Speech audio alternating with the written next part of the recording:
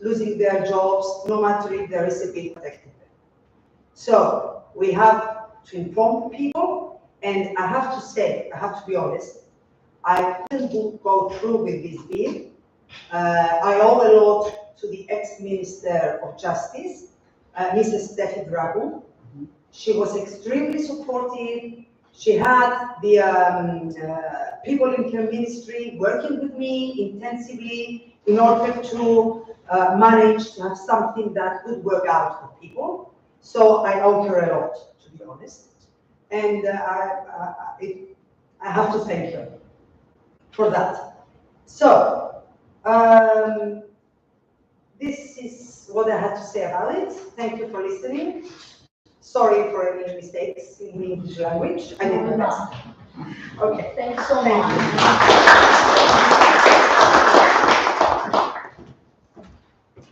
Maybe the most important element is like shared personal experience here, and so thank you for speaking from your heart. And since we're sharing personal stuff, let me share a few things. I mentioned before that the research of Transparency International Greece advocating for a whistleblowing framework in the country was in 2013.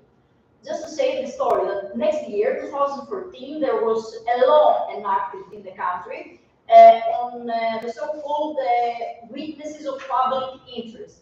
It was not because of the efforts of Transparency International, it was because the Troika asked for such a law in order to prevent tax evasion, mostly, and secure their interests. But this notion of weakness of public interest, as we call it, is a criminal law notion of procedural criminal law, and it refers only to certain financial crimes in the public sector. So if you report only certain financial crimes which take place in the current public sector, only under some circumstances you're protected for that. But whistleblowing is primarily a notion of, let's say, employment law. It has to do with the professional context and framework. And just like a reference also to the Greek politicians, it was like not too much time ago when the Greek Minister of Justice had to transpose the EU directive, and we wrote the draft law to the Ministerial Council. And then the Ministerial Council strongly reacted, and we had like some expressions like, no, we will never vote a law on musketeer witnesses and things like that. And then the Minister of Justice replied something like, okay, no, it was not my initiative, like Transparency International made me draft a law, you know. So, okay. Nothing like nothing like what Ms. Charalambides described to us in her personal motivation and her effort. So many thank you for being here with us. Perhaps you can bring some experience also to Greece, and you know, some stamina and some momentum also for us, because we're still facing trouble with the whistleblowing law, as Antonis will explain to us shortly. And with that being said, please kindly allow me to introduce to you Marios Kyriakou, a Chief Compliance Officer at the Credit Pilot company, also a certified anti-money laundering specialist and an MBA holder. He studied banking and finance in the American Institute of Bankers, and here his MBA from the Mediterranean Institute of Management. He is also a member of the Chartered Institute of Securities and Investment. He has a long track record of successfully evaluating compliance issues and exceptional grasp of procedures, regulations, guidelines, law, and policies governing the banking and the investment industry. Mr. Kyriakou is experienced in international companies, legal arrangements such as trusts and foundations, complex business structures, complex business transactions, and complex ownership structures. And he's here today with us because we kindly asked him to share experience about how is whistleblowing working in the private sector for the past years. What are the challenges faced now with the new Cypriot law being in place and the implementation by the private sector need to take place? So, thank you very much. Would you like to stand?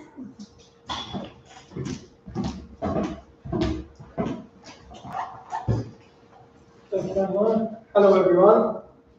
I will try to speak about the practical perspective of the legislation and the implementation within a private company, mainly financial institution, which is my part.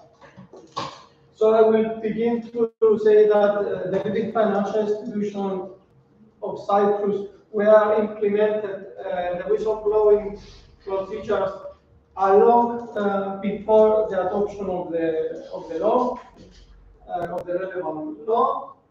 It was an addition to the anti-bribery and corruption policy, and also the contract of code, or the code of ethics.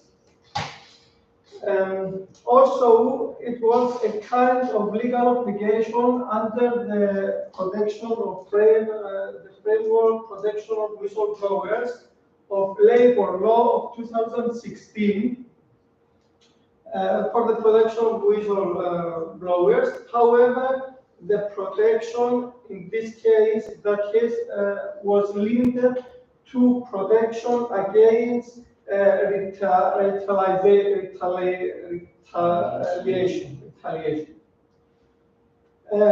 The aim of the whistleblowing policies procedures remain, of course, the same as before the adoption of the legislation, and it is the combat of fraud and the protection of business from reputable damage and losses. This is happening by preventing issues escalating, and this is the important part for me as professional, as compliant professional, because you have the chance to catch the problem at the beginning, deal with it, solve it if possible as soon as possible without spending resources, and then you have the time to do the important things of your job. So the implementation of the legislation into the business, I'm talking mainly for the financial institutions, is more similar to the money laundering procedure, and I'm talking about the reporting, nothing else, the reporting. In money laundering, the compliance officer or the AML CO of a financial institution receive reports through two channels. The one is, of course, the automatic systems. They alert through the system, and it can be alert for unusual activity, unusual transaction, or it can be alert from the screening of a client through criminal list, corruption, you name it. There are a lot of sanctions, of course, and this. The other channel is directly through the personnel, through the SAR procedure, suspicion activity report. In both cases, the alerts and the report is investigated by the compliance officer and within the compliance department, either directly by the AMFCO or within a small team of people.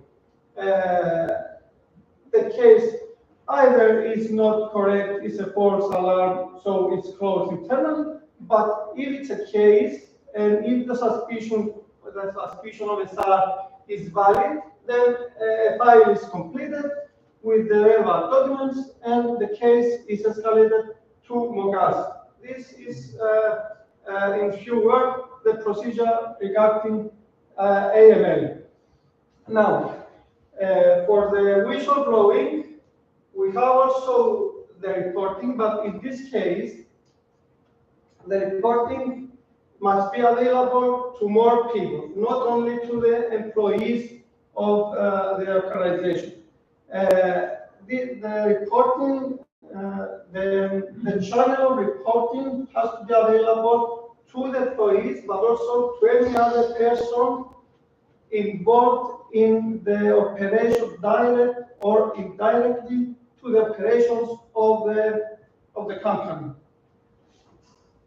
The reporting subject can be an internal fraud, a collaboration of staff with criminals or with fraudsters, and any other kind of wrongdoing, including any kind of harassment.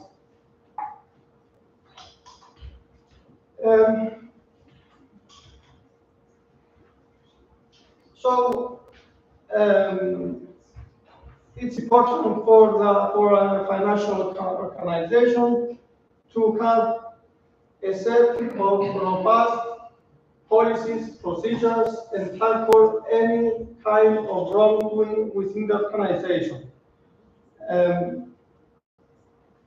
For me, of course, the most important thing is not to ticking box following procedures, because now after the implementation of the law, every financial institution will run to prepare policy procedure. The important thing is not to follow these policies procedures and ticking boxes, but it is to create a culture within the organization. And the culture is something that was said before by Mrs. Charalambides, and also Mr. Damaskou mentioned this. The culture is the most important thing.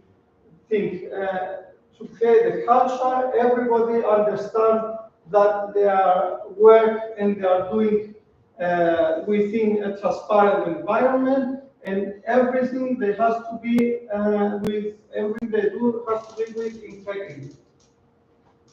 For this, the tone must be given from the top, and the top is the board of directors and the top management of the organization. That's all from me. I will be available for questions if you want to discuss practically the implementation. I want to say again that the implementation must take place maximum 23rd of December this year in Cyprus, and is applicable to companies over 50 people. Of course, it's strongly encouraged for every organization to establish this procedure. Also, I'm going back to the reporting, because I didn't mention that when the compliance officer received a report regarding a wrongdoing under the whistleblowing procedure, it has to investigate the case. If necessary, can involve other people with interviews or documents, or run through the system and collect evidence of the case. If the case can be solved within the compliance department, good. If not, the case has to be escalated in the specific commission. So the organization must establish a commission dealing with this kind of things. The commission, the participants of this commission usually are the head of internal audit, the head of legal department, and of course the compliance officer, the AML CO. If the case cannot be solved within this committee, then it's escalated either to the board of directors or to the police, because it may involve a person from the board of directors. So this is the practical aspect of the implementation of the whistleblowing procedure, and I insist again that, as mentioned before, this is not ticking the box procedures to be in line with the legislation, with the regulation, with the directives. It has to be a culture within the organization, acting everyone with integrity, and to the top management and the board of directors to give the tone of this. Thank you very much.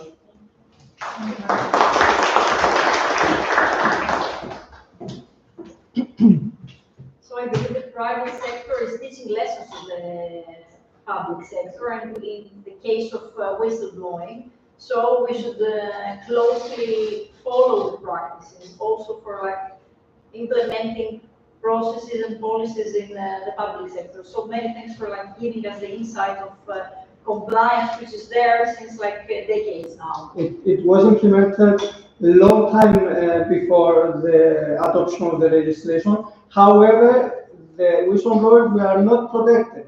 Now, I mean, the procedure was there, but now there is a legal environment to protect the whistleblowers. So the most important thing is the culture, is the integrity in our organization, the transparency and the integrity. Thank you. I will invite Antonis to give us an insight on the public sector situation, and also make a comparison with the Greek law and the Greek case of implementation. Antonis is a criminal lawyer at the Athens Bar Association.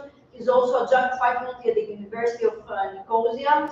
He's a holder of a master's degree from the Law School of Athens in the field of substantive criminal law, and an editor of the scientific journal Ποινικά Chronica, like Criminal Chronicles, since 2007. He's been a partner in agencies responsible for fight corruption. He's participated in several evaluation procedures of Greece by international organizations and competent agencies. So he has felt like criticism in his skin. He has also been an evaluator himself in international evaluations of other countries within the framework of the Group of States Against Corruption, which operates under the auspices of the Council of Europe, and the mechanism for reviewing the implementation of the United Nations Convention Against Corruption. He's been also appointed as a member of legislative committees related to the fight against corruption and financial crime. And he has finally contributed to the work of Transparency International Greece as a legal advocacy expert with regard to the transposition into national law of the EU directive on the protection of whistleblowers. Antonis, the floor is yours. Thank you, Anna, and thank you for the honor to speak with you and participating in such an esteemed panel. So, the subject is the transposition of the directive.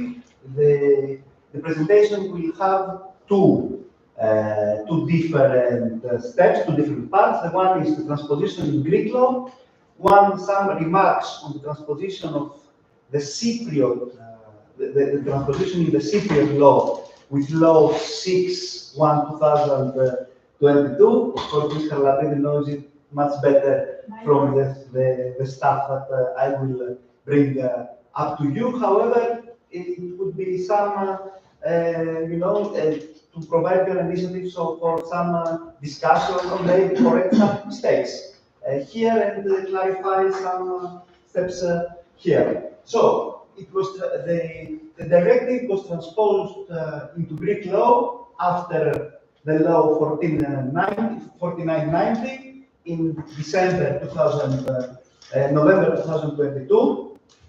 Later from the deadline, the transposition in the Cypriot law was much earlier. It was on January 2022.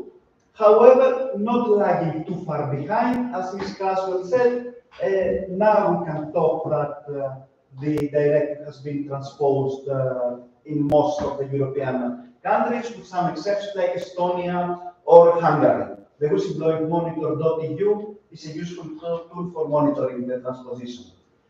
The basic characteristic of the Greek law is that it has not steered away from the minimum standards of the directive, despite the fact that the directive itself encourages the member states to to actually heighten the objective scope of the directive. And this is different with the Cypriot law, which is much more general. It has three parts, as we see. The third part refers to general protection of against wrongdoing, not just the minimum standards of the directive. However, the whistleblower protection law, after the transposition of the directive, has a lot of positive characteristics. First one, it covers both the public and the private sectors. UNCAC provides for internal channels in the public sector, whereas the private sector internal channel, which Marios very clearly highlighted and provided crucial information about, is not an international law obligation. It's a contractual of banking law, but not from international law. It covers a wide range of not only directly employed persons. Someone who asks for work could be protected by the whistleblower protection law, or an independent contractor who has some relationship to a legal entity. And so it is quite wide, the subjective scope, and it allows for the right for the reporting person to choose between internal or external reporting channels. Marios before highlighted the internal channel of a private entity from the practical point of view, which was also the legal, more or less. And on the other hand, there is the external reporting channel, which is a bit more confusing, as we see in Cypriot law later. It has some things that are worth discussing, I think. It prohibits any kind of retaliation. This is the good thing that we have legislation about, with important procedural guarantees, and it establishes an obligation to follow up on reports. Because if you have a report and it is, like somebody would say, dead on arrival, it hasn't any meaning. If there is a tool to monitor the report, then there could be an effective complaint or an effective report. On the other hand, the narrow approach, as we stated earlier, of the Greek legislator, has the consequence that the critique for the drawbacks of the directive are valid for Greek law. One of it is the narrow scope. It covers only specific sectors of EU law on the one hand, and if there is special legislation stemming from the European Union that it is that gives different provisions for whistleblower protection, then the special provisions are effective. For example, if there is special legislation for the fourth directive against money laundering, then this is the channel that is going to be followed, and not the general provisions. However, because most of the countries, at least of Greece that I'm aware of, does not have special provisions, I think that the new law is going to work for money laundering, which is practically important. There is no whistleblower protection with regard to defense and national security matters. So this is important and very explicit, and both the Greek and the civil legislation follow the directive with this regard. This is quite obvious. There are some cases that national security prevails from integrity and clearance of and very clear interest. On the other hand, there are no narrow definitions for these terms. So that means that if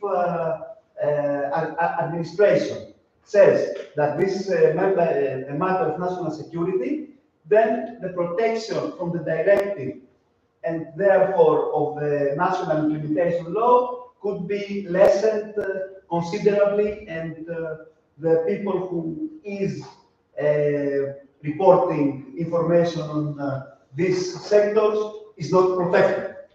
And the Greek law does not provide for the full reparation of damages. This could be important in terms of employment law. If it has just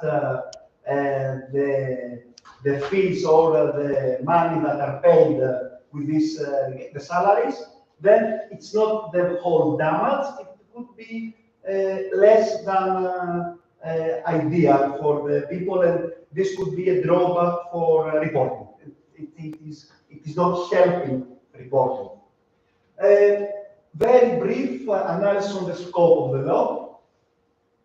The Greek law covers the subject covers of the directive.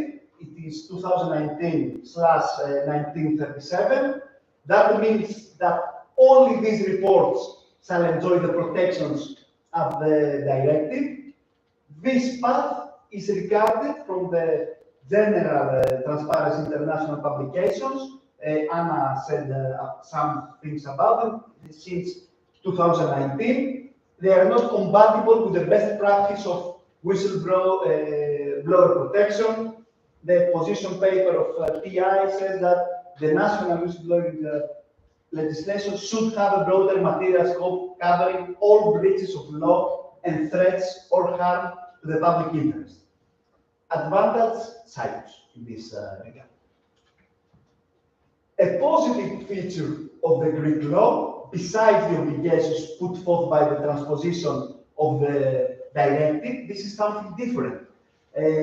Greece has ratified in 2021, after a Me Too outburst, to give you some socio-political context, ratified the Convention 190 of the International Labour Organization. It has the name Violence and Harassment Conventions. You find it at the site of the ILO.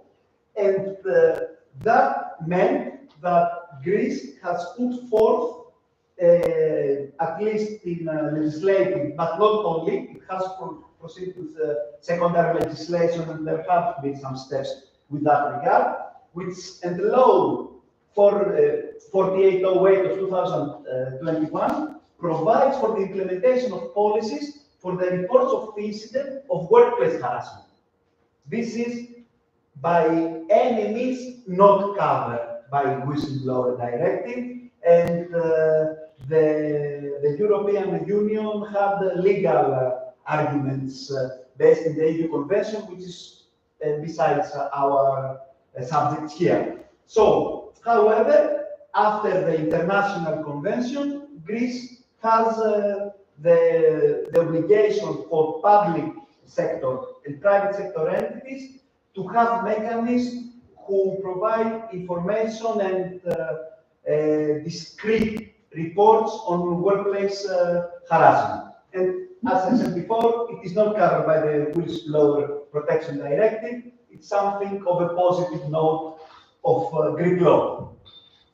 Very, very quickly, the basic chapters. The first one is the objective scope and the exceptions. We mentioned some stuff. It's a direct copy of the directive. The subjective scope, it is, as we said before, quite broad, and this is a positive, a very positive aspect of the directive and the following law. We have two channels. The one reporting channel is the internal one. Marius earlier outlined the practical work of the channel, and the external channel, which is in Greece, is in general appointed. We have an appointed external channel, which is the National Transparency Authority in the law. In Cyprus, it's a bit different. They more or less following some guides that have already been published by the Ministry of Justice. The authorities that used to accept reports on wrongdoing remain competent as of now. For example, let's say it because we don't have a lot of time. If there is a data breach report, then obviously the external channel is the Data Protection Commissioner, the Office of the Commissioner.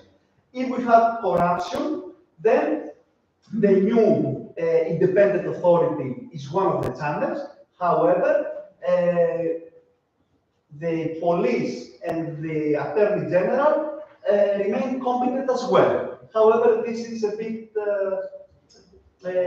I saw this information from the guide of the Ministry of Justice, which is, shall I say, preparing this presentation today. I saw that it is very easy to understand, albeit only in Greek.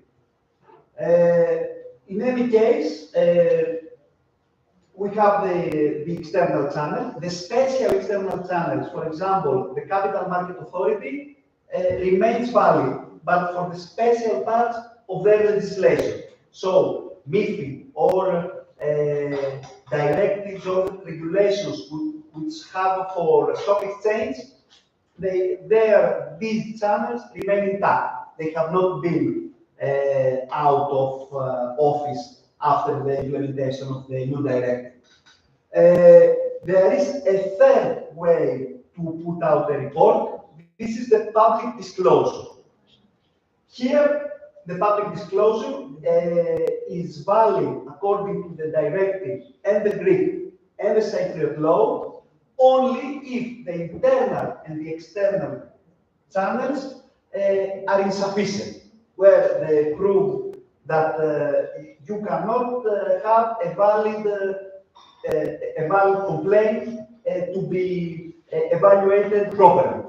To say it a bit differently, if the culture is not there, then you have the right to proceed to a public disclosure. However, the public disclosure obligations in the law is a bit narrower than the freedom of speech, and there is a bit constitutional subject if somebody has a public complaint, but it has not. The case of this public complaint does not fulfill 100% the directive's obligations. Can we proceed or not? If we see from the constitutional point of view, and as Anna said in the beginning, it's a freedom of speech matter, so it is not sure if what will happen in that case.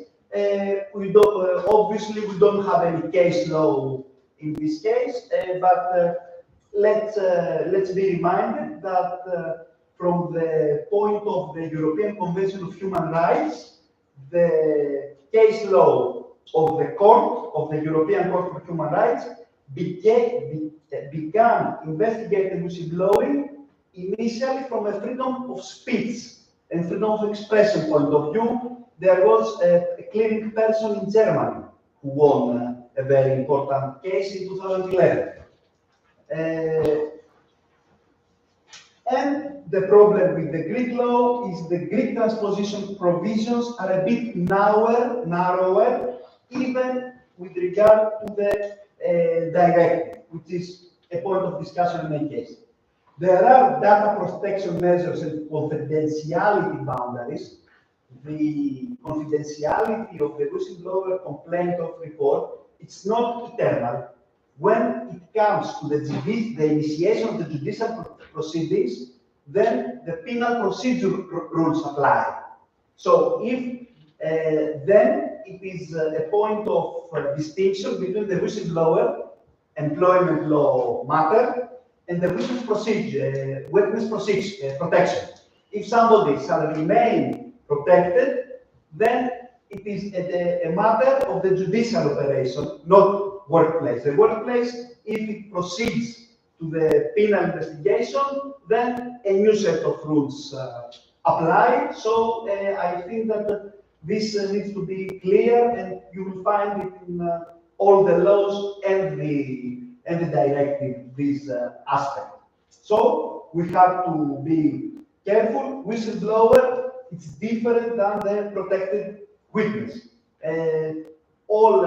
Anna said it, Marius said it, that when you report to the police, MOCAS, I think it's for the financial crime sector, then their rules apply, not the ones that are governed by the internal channel. So, a much important thing is the prohibition of retaliation. Both the directive and the laws have an exhaustive list. I won't go through it now, despite the fact that it's one of the most important aspects. Measures for protection from retaliation. This is something which is very, very difficult. The thing is the following. If I break the confidentiality and the secrets of a company, then this is a crime in itself. If I go and whistleblow, do I break the law? The difference is very, very, I'd like to discuss it with you, is that if I had lawful access to the information that I report as a whistleblower, then my action is lawful.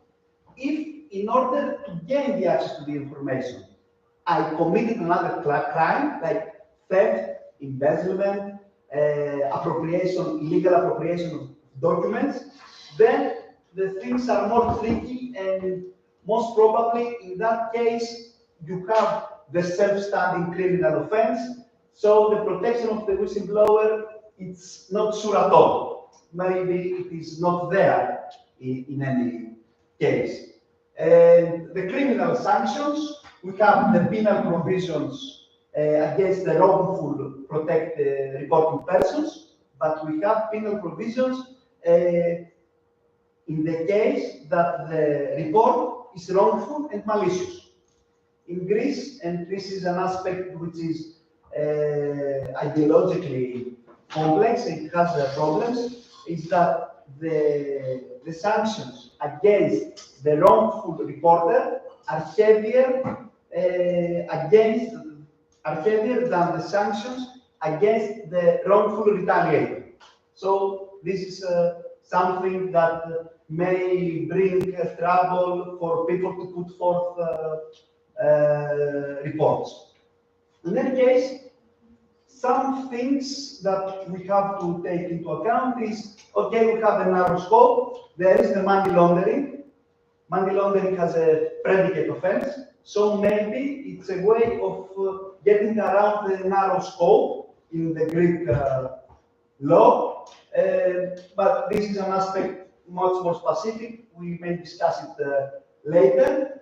One thing that the Greek legislation is a bit earlier in comparison with the Cypriot legislation is that in Greece, integrity councillors have been appointed in public institutions. These are the persons for the Greek law responsible for handling whistleblower complaints. So there is a person in every ministry and in every public entity, at least in the law, who will go to accept the whistleblower complaints, and they have responsibility for complaints and reports on other subjects besides the scope of the legislation. So this will probably cause some trouble when we have the retaliation and other things. Continuing with the Cypriot law, we said earlier that Cyprus was 10 months earlier in comparison with Greece. It has three parts. The one is the general introductory provisions. The second is the implementation and the transposition of the directive. But the third part is the main difference of Cypriot law, because it extends the scope of the legislation to any violation of Cypriot law mentioned in the particular article. So any act or omission related with commission of a criminal offense, especially corruption offenses, which is very important, obviously. Marius already said that corruption offenses are to be reported, and anti-bribery provisions, with regard to legally imposed obligations and even the environment. So this is a very positive aspect of the Cypriot law because it has an objective scope that covers virtually all criminal actions or omissions. So there is no appointment in the Cypriot law of new external channels.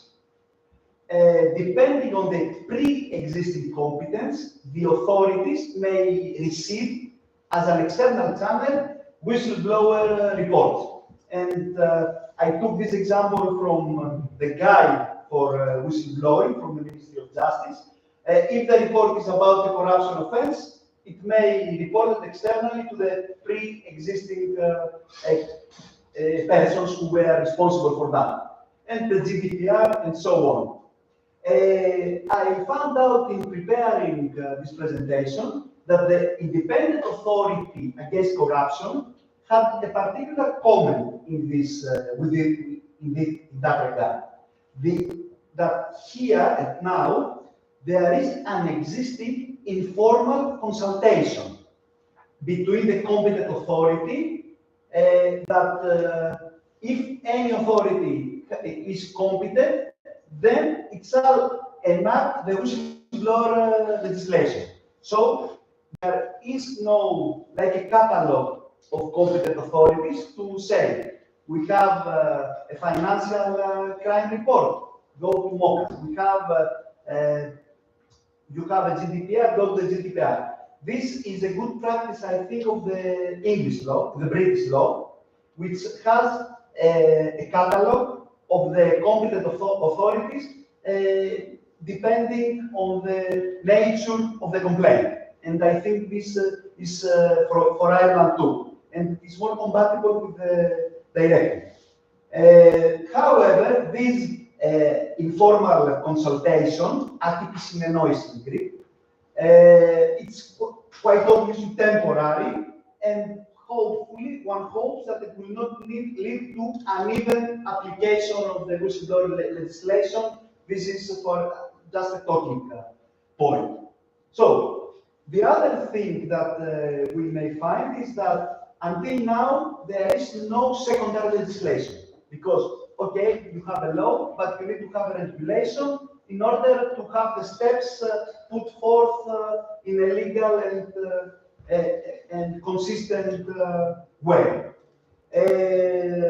However, no new special regulations have been published, and some subjects that they may fund, and you can see it in Article 41 of the law, so it is obvious it's not something somebody who interprets considers, it's within the law. One is the function of internal and external channels, the reception and handling of reports, and very important, the rights and the obligations of reporting persons. It's much better to have some do's and don'ts for the person in order to report, whereas the list of retaliation and prohibition is quite exhaustive. However, in order to have a procedure and for the administration to be bound from it, it would be important to have some secondary legislation, meaning that the provision to base it upon is already there. In Greece, some parts of secondary legislation have already been published. However, and this is a comment from the practical point of view, the website of the main external channel, the National Transparency Authority, has not been aligned with the provision of the directive. So you cannot find at this site, as of now, a whistleblower complaint compliant, let's say, with the new directive.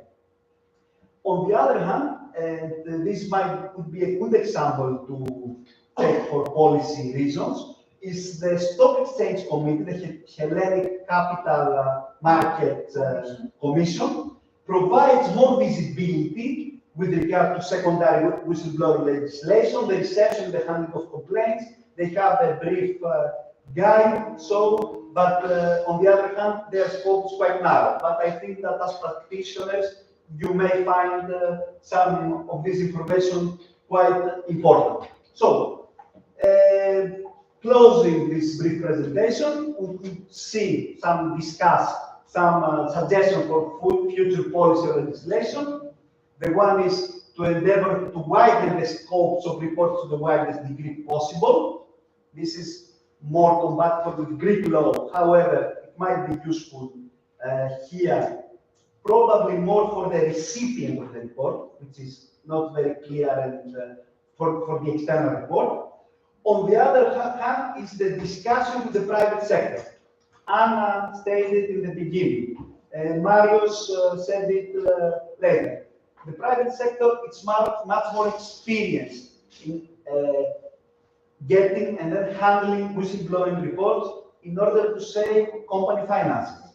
It is a practical scope. It's not like only for the ethical reasons. It is practical. So this is the sector which would lead the public sector to work effectively. Companies with international presence have been using the channels for years, and some may find the lessons learned. And the third one is to make the reporting channels readily available to the workforce. If people do not know, then they say more or less the things remain the same.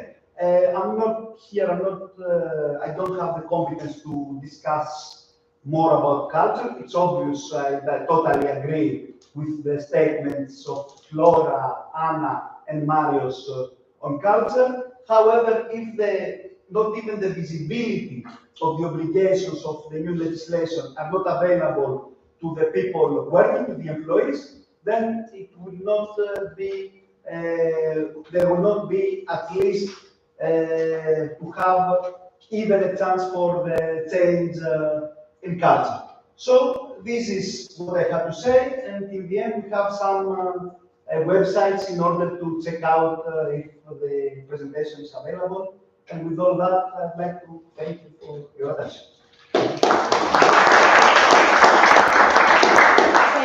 This was not brief, as you mentioned, but it was very So we will allow you to remain seated, and we may take questions from the participants, from the audience. Please feel free. We're quite casual here. Yes, please. Yeah, hi. Thank you very much. I thoroughly enjoyed that, and you guys have worked hard over the years to get us where we are now with regard to whistleblowing and better governance. I also appreciate our MP, Mrs Charalambides, you didn't give up. You put it in the drawer, and, I never give up. Which is great. It's not in my system giving up. Here's what I want, and I'm Cypriot. Okay, I speak with a British accent. I speak both ways, but I'm Cypriot. Okay. What I want to be able to do, if I'm a whistleblower, because here we're shy here in Cyprus, and we're tiny. We're 900,000 people, of which, in round figures, 10% work for the public sector, including municipalities. My question is this: what if we could have a helpline? We press the button, we phone 3 numbers, as if it's the police. Press 1 for whistleblowing in the public sector, press 2 for the private sector, and all the stuff you've discussed, all the hard work you've done, somebody at the other end deals with it. Now, it could be they route me to somebody in some ministry or whatever, but here in Cyprus, we don't like putting things in writing. We're scared, we're afraid. There's only 900,000 of us. Wouldn't that work well, is my question. I can answer to that. Tell me. Okay. We slept over it, because indeed, this is what you're saying, it's happening, okay? That's why it can be anonymous. I mean, you can address the general auditor, an MP, the authority of the anti-corruption authority, and you can do it anonymously. And they have to go through your complaint and investigate. So it's not a prerequisition to say that it's me who's doing this. You can do it anonymously. Excellent. Okay, but you have to put it in written. because you have to submit evidence. Or if you don't have evidence, you have to give a detailed aspect of the story in order for the investigator to be able to go through what you're mentioning in your letter. So doing it on the phone, I don't think it would be easy. Sorry, I just wanted to clarify. Yeah. I don't mean the whole thing was on the phone. When I make that phone call, so I press number 1 is to do with the public sector, is the person at the other end will put me through the process. They'll explain what I have to do to calm me down because I may be scared to put something in writing. Well, they'll encourage me. Okay. That's just But I think that Cypriots would be more afraid in being recognized, even by the voice, instead of writing it down anonymously on a computer. So I think it works better. And I had many anonymously letters addressed to me, and the general auditor the same, and we go through and we investigate, and we have results.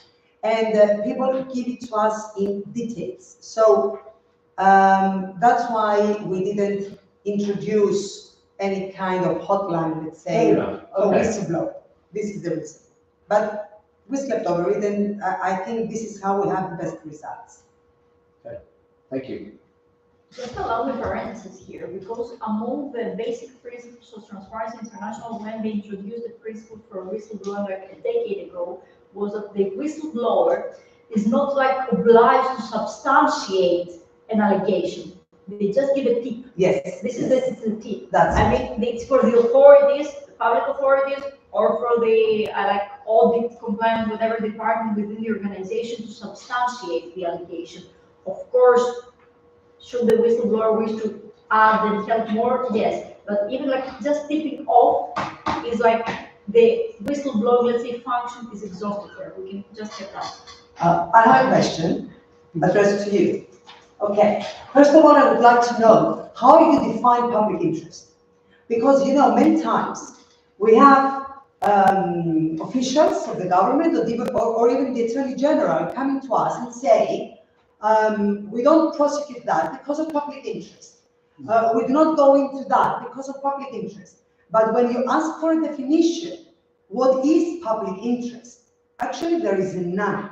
And we had a case where the cabinet decided on something, saying that we do that because of public interest, and then the Attorney General, who was Petros Kyriadis by that time, came to the committee and said, no, the cabinet should have never mentioned this article of the Constitution and referring to public interest. So, you said public interest.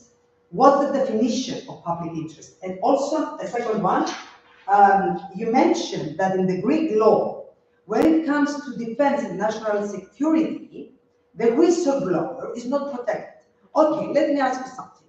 If we have, let's say, if the government decides to buy 1 billion aircrafts or something like that, and they have an info that someone is getting out of this deal much more money than they should, the normal commission is. The normal commission, I think, is 10%, and they get 40% out of it. So, this is national security. Can the government claim that it's national security because I'm talking about weapons that the government bought? We have given Yes. Let me answer the second. What they practically mean, let me give another example, because this is a case of bribery. I would say this is a case of corruption and bribery related to the defense sector. But if the government is involved, let me give and another example. ministers, what would not then be protected? I believe that this should be protected. What would not be protected though? Let's say that you are like, I don't know, a soldier like in an island, a Greek island, and you believe that where they have like put the armory is not the best place, and the armory should like to have like the defense system effective, and the armory should be put in another place on the island. But this is not whistleblowing. It has nothing to do with corruption. If you speak up, let's say, and you say no because we're like endangering national security and national defense here because we have not put the arms on the best place on the island, this is endangering public But this is not whistleblowing. It has nothing to do with corruption. It's just an opinion where No. If they say that, you know, something is like, let's say, a malpractice or something, this would not be protected. I believe that the corruption case you mentioned would be protected. If I am to offer my humble legal.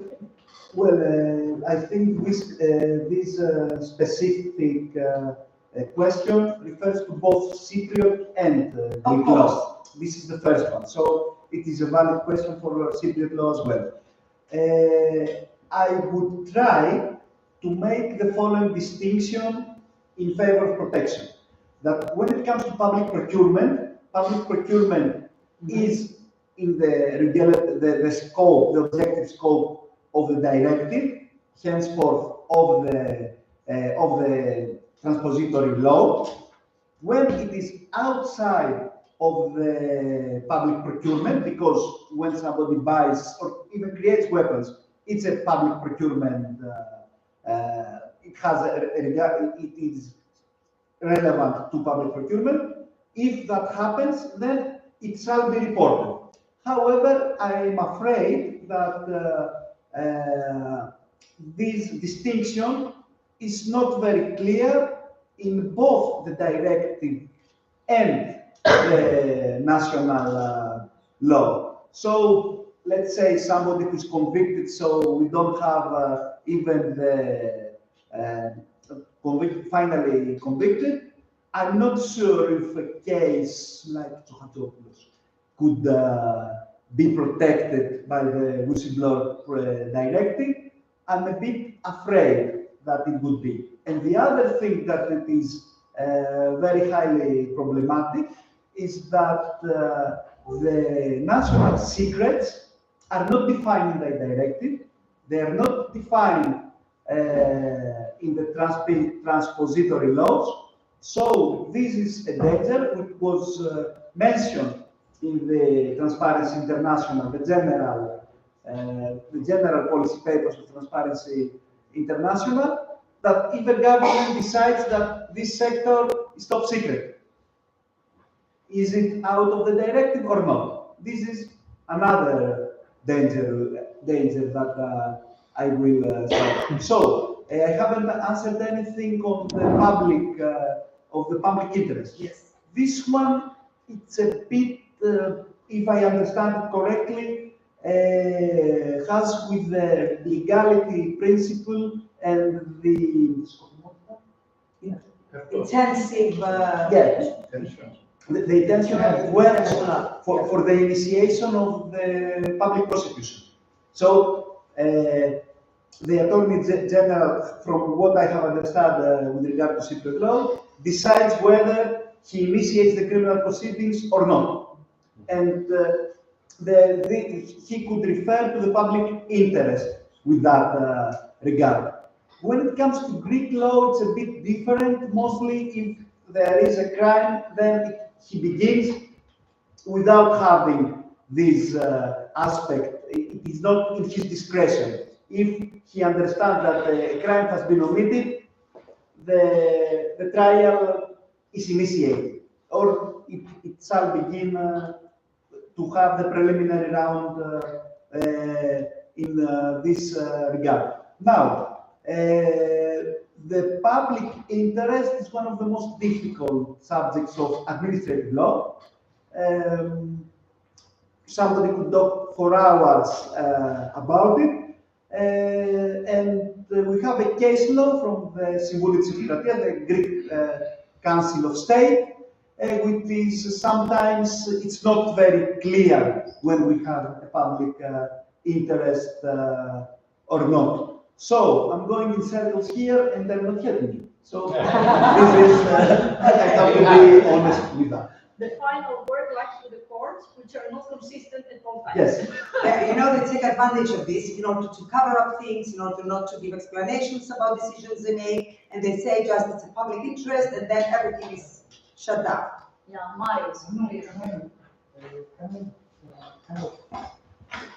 I suggest maybe we should change the name of whistleblowing to something else, because whistleblowing doesn't sound good. So people don't want to do something. So maybe we change the name. That would change. But you mentioned the UK. Something that's for the UK and the UK have Yeah, because I focus a lot on their legislation in order to present ours, yeah. Of course. In the UK, a few years back, when we had a discussion about whistleblowing, I met Georgina, and that's I think Georgina is one of the members of the Whistleblowers UK, which is a third party that we don't have in Cyprus. We don't have it. Whistleblowers UK is a non-profit, it's a civil society, it's the ones that support whistleblowers, it's the ones that support with helpline during profession. But people can actually call and talk about how to handle the situation. It's the one that picks up the bill if the legal proceedings later on against a company that turns against the whistleblower, because the whistleblower becomes a victim of the victimized. So that third party, I think, is the one we are missing in Cyprus currently, and it's a non-for-profit. I mean, whistleblowers UK is a non-for-profit. But the idea is only with whistleblowers, and it lobbies for whistleblowing regulations. It supports whistleblowers in general from the journey, from the time they start thinking about talking, speaking up. And this is a party that I think Cyprus is missing as well. We have a lot of discussions and integrity policy, transparency, blah, blah, blah, but not specific to issue. I think that would help a lot. You're absolutely right. Actually, Maria, the directive, because this is like an NGO, what you mentioned with the Virgin Case and NGO. Actually, the directive obliges the state to create, to establish an advisory function for whistleblowers, and also like a fund, to fund like legal expenses and stuff like that. Whistleblowers cases is supported by funds from some penalties that are paid by companies. Yeah. This job should not be left to the initiative of the civil society. Of course, it's nice to get plus the civil society, but also the state should have taken care of those issues. Yes. You know, actually, I was thinking a lot about that, because it's been a year since we voted the bill. It was January 2022. And I have a meeting with the Minister of Justice on Friday. And this is exactly what I wanted to talk to her about. That we have to find ways in order to encourage people, in order to give them a helpline if they want to make use of this bill, but they have to get information, and it cannot be printed information because each case is different. So it's an excellent suggestion. Thanks for bringing it up. Georgina, we know whistleblowers UK. She was a victim as well. That's why she became a member of this. I do thank you for bringing this up, yes, and please, I would really much appreciate if you give me her contact address so I can contact her and exchange some ideas with her. Thank you. Once you establish it in Cyprus, I can read Yes, please. I would like to add something because I worked many years ago on the whistleblowing obligation. It came from best practices in the banking and financial sector and the internal auditing profession. And one of the things that I found at that time, there is a specific toolkit for whistleblowers. I think in the UK and the US, they have this toolkit so someone can read it and understand and how to be careful in making this complaint or report anonymous, because the anonymity is very important. And having in mind nowadays with the digital age, you take a photo and it has all your personal information. So if you give this to anywhere, you don't know where that photo is going to end up. How we were able to bypass this and allow the staff to trust that there's going to be confidentiality and secrecy when they report something, it was basically to use a PO box and only accept like pay their information that would be printed on a computer without showing any traces of who the person is.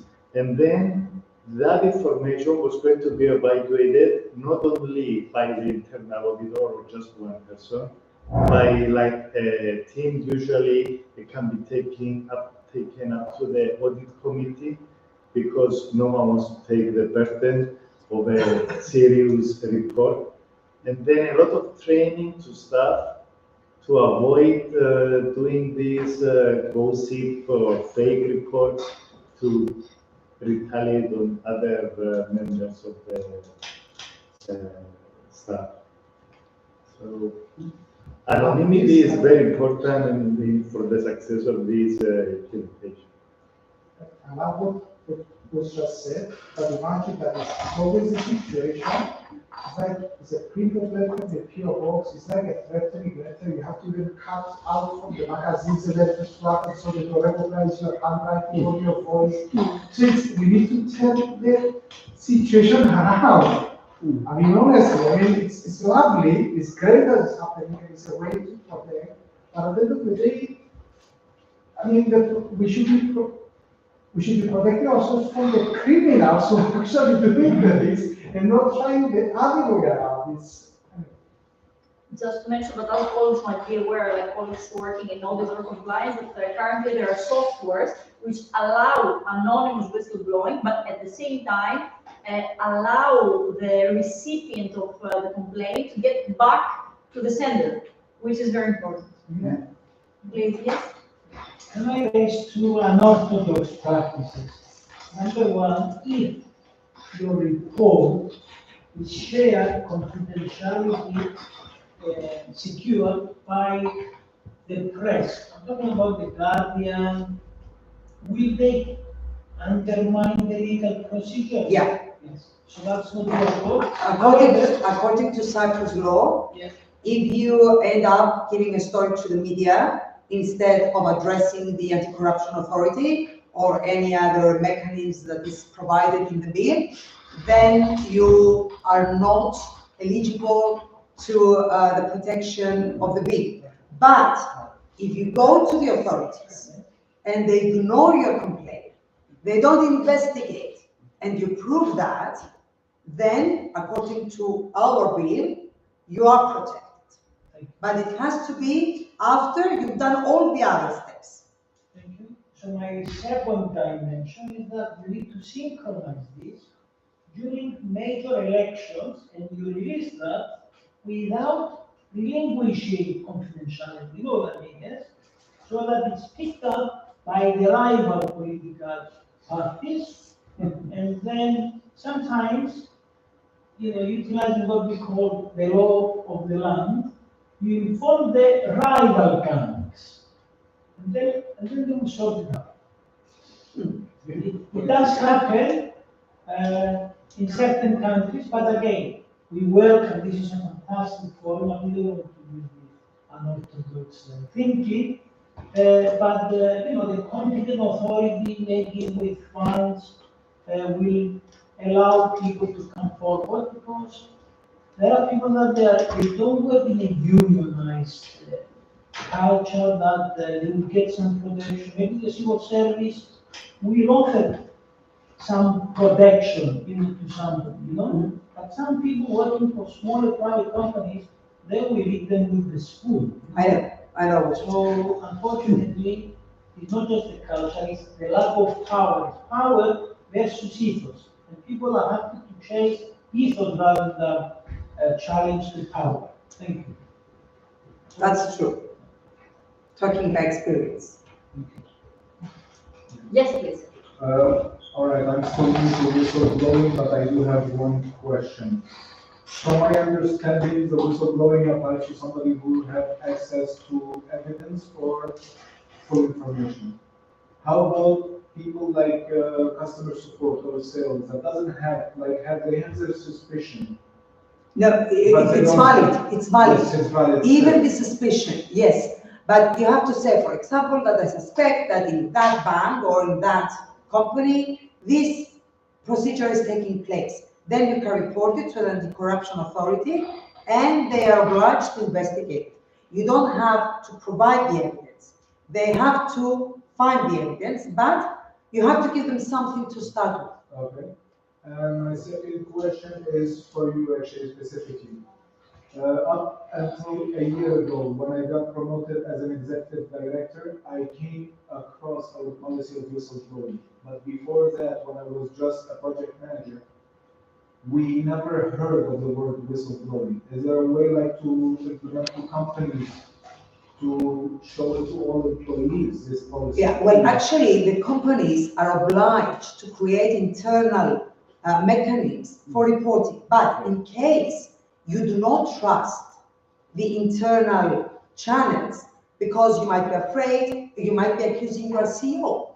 So you cannot report it through the company channels. You are afraid to do that.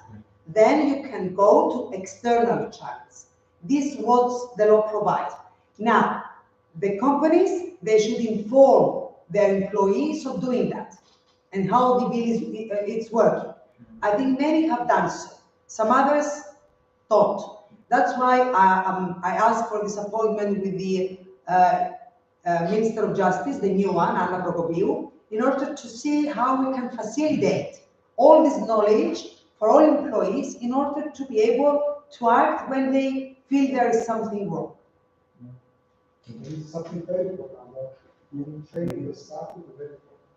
If there could be some kind of way to make it a rule law, just like in the case of anti-money laundering, for example, that the central bank will examine all the bank's record about training the staff in EIMF.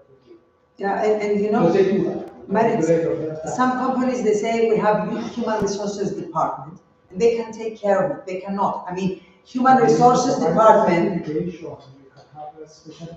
Yeah, and human resources department take care of sexual harassment, take care of other things, of misconduct, but not of this. This we are talking about serious corruption that might concern either the CEO of the company or the company itself. I believe that corporations, for example, if they realize that if they do not educate the staff on whistleblowing, they will first see it on the news, and then they will find out what's going to happen in there. I think they have every reason to educate the staff on the whistleblowing procedures. Mm-hmm.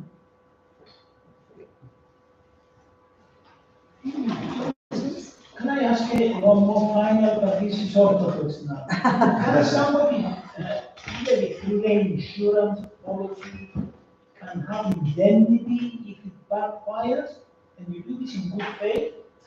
I believe it's the new job that the insurance industry is trying to establish. I don't believe there are such contracts yet, such products, but there has been I've witnessed such a discussion with the insurance industry that they have to develop a product also for that. No, and actually, the good faith, it's very important.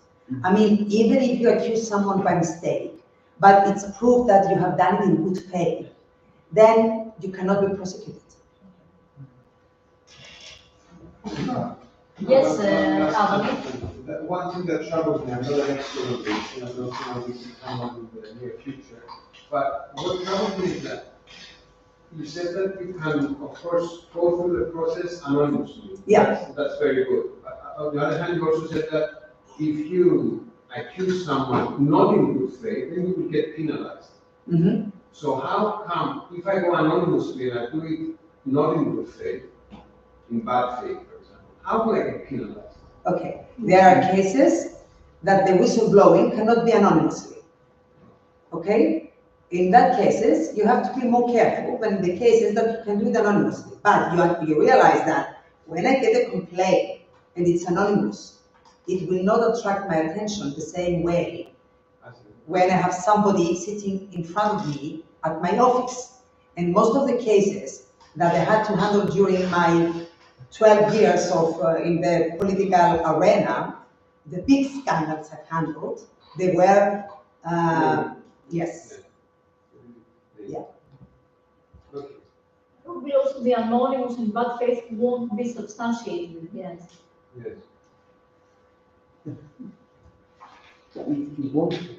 And also, sometimes, I mean, if someone comes to me and says, I don't want you to use my name, then I get the case and I find the case myself and I have to protect him. And I did protect many people. And I mentioned before the beating in the jail. I had the Minister of Justice asking for my prosecution, and the Attorney General stopped that. But I didn't give up the name of the person who gave me the DVD and the information. If a court had forced you, it would put you in a very difficult situation. No. Actually, I had to deal with that as well when it was the Recus case. And I gave the information to journalists, and then the court was asking me who was the journalist.